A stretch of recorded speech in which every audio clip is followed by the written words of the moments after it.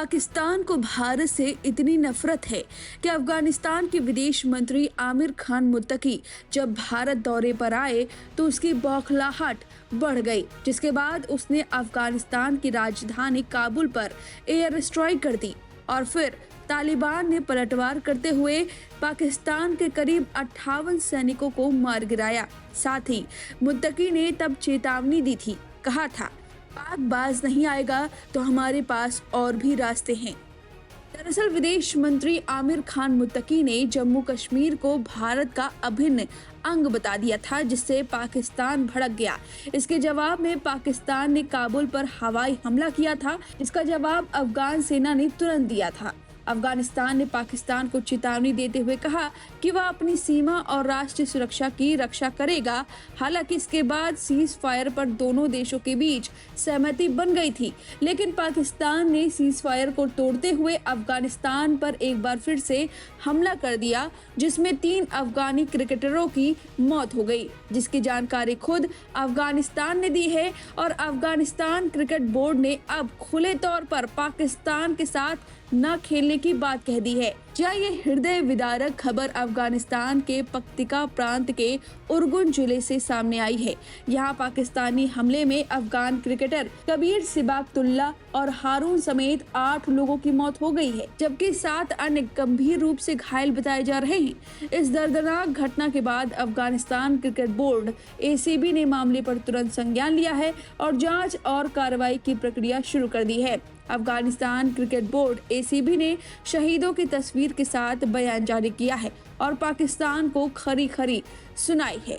Afghanistan cricket board ने कहा, पक्तिका प्रांत के उर्गुन जिले में इस शाम पाकिस्तान शासन द्वारा किए गए कायरतापूर्ण हमले में शहीद हुए बहादुर क्रिकेटरों के प्रति अपनी गहरी शोक और दुख व्यक्त किया है। इस दुखद घटना में 3 खिलाड़ी कबीर सिबकतुल्ला और हारून सहित उर्गुन जिले के 5 अन्य देशवासियों की शहादत और 7 अन्य घायल हुए हैं।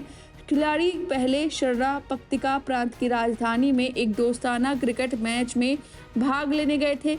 घर लौटने के बाद उन्हें एक सभा के दौरान निशाना बनाया गया। ACB इस घटना को अफगानिस्तान के खेल समुदाय, खिलाड़ियों और क्रिकेट परिवार के लिए एक बड़ा नुकसान मानता है।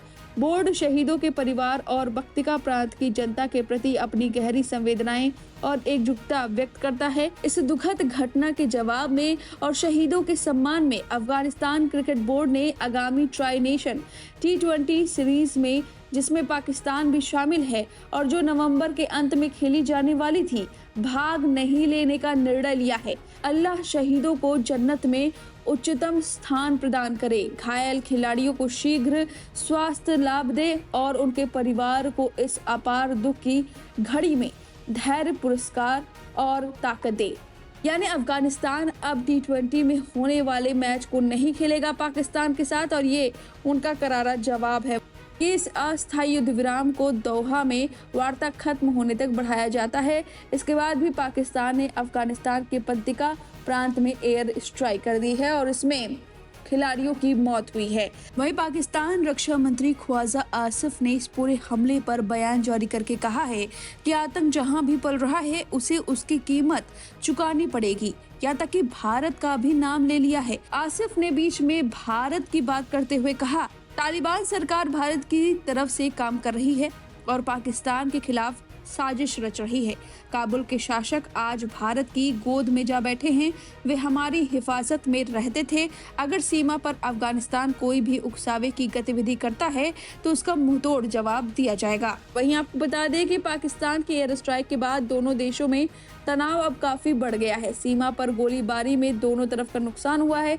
इसके बाद बॉर्डर पर 48 घंटे का सीज फायर हो गया था, लेकिन शुक्रवार शाम को 6 बजे सीज फायर खत्म होने से पहले ही ऐलान हो गया कि इस अस्थायी युद्ध विराम को दोहा में वार्ता खत्म होने तक बढ़ाया जाता है। इसके बाद भी पाकिस्तान ने अफगानिस्तान के पक्तिका प्रांत में एयर स्ट्राइक कर दी है और इसमें खिलाड़ियों की मौत हुई है। अब फिलहाल इस पूरे खबर पर आपकी जो भी राय है हमें कमेंट करके जरूर बताएं।